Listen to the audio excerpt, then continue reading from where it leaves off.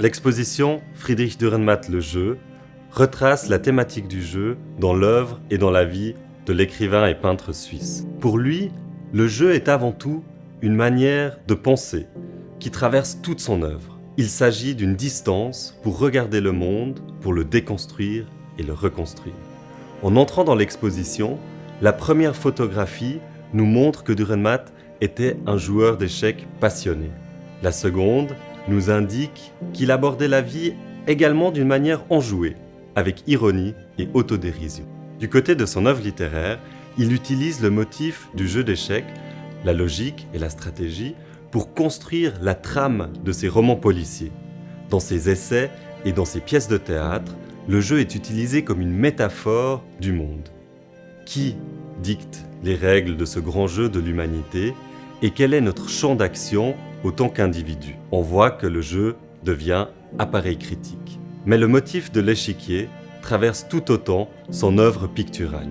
Ici comme scène où se déroulent les événements du monde, là comme une table de jeu cristallisant les enjeux du pouvoir.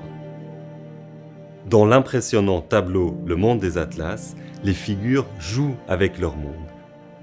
Mais Dürrenmatt utilise également le dessin pour jouer de sa propre identité, en endossant tour à tour les traits du rhinocéros pour évoquer sa vie intime ou les traits du minotaure pour évoquer la condition humaine.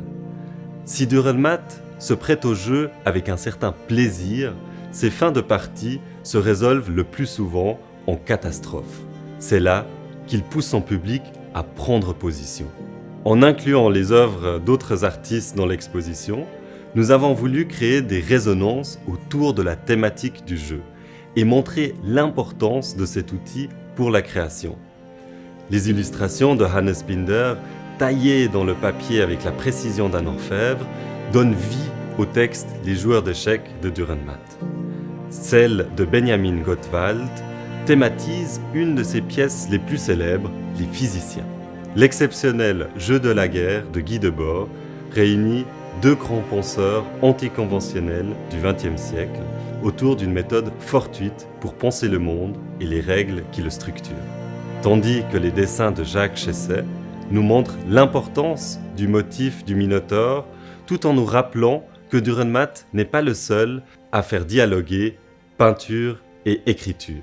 Pour la peintre Valérie Favre, le jeu a toujours été un élément important de son travail artistique. Nous avons voulu donner l'espace pour cette rencontre, car si les catastrophes sont choses courantes de notre réalité, les œuvres des deux artistes nous y confrontent avec une puissance particulière.